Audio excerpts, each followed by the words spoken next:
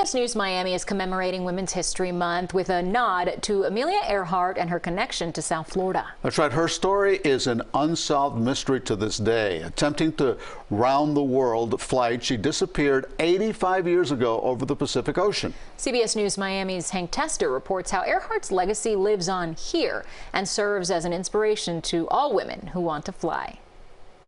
Aviation's leading lady, Miss Amelia Earhart. She was a darling of the early aviation era, first woman to fly as part of a flight team across the Atlantic, later accomplishing the feat solo. Constantly in the news, her image carefully crafted by husband, publisher George Putnam.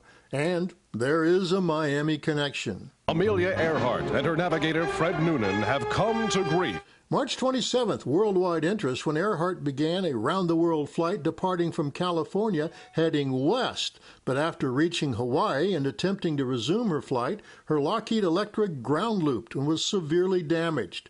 And try again she did, and that's what brought her to Miami. This is where she began her last very fateful and fatal flight. Historian Dr. Paul George reminds us there were 3 airports in what is now Hialeah and Opa-locka.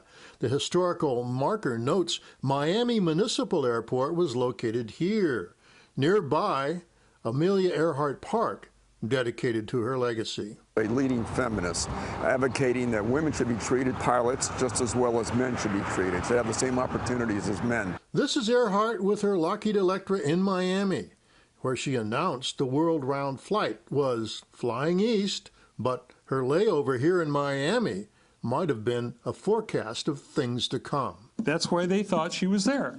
Rick Gillespie knows plenty about Earhart's May 24, 1937 Miami arrival. He has searched the Pacific attempting to solve the mystery of her disappearance. Earhart flying into Miami? She misidentified the Eastern Airlines 36th Street Airport as Miami Municipal, landed there, realized she had the wrong airport, took off again immediately, and arrived at Miami Municipal kind of flustered, dropped it in. Newspaper accounts said you could hear the metal screech all over the airport. What followed was a week spent on maintenance. The major problem? Critical radios and radio direction finder, which would guide her around the world and to a remote Pacific refueling location. And that's what Pan Am was trying to fix when she was in Miami. According to Gillespie, the radio issue and failure dogged the flight right up to Amelia Earhart's disappearance somewhere south and west of Hawaii. Missing radio operators on the ground only heard faint voice transmissions from Earhart. The radios weren't working right, and she didn't know how to use the radios that were working.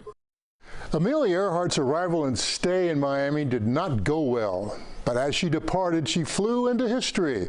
But not lost is her contribution to the advancement of women in the aviation industry.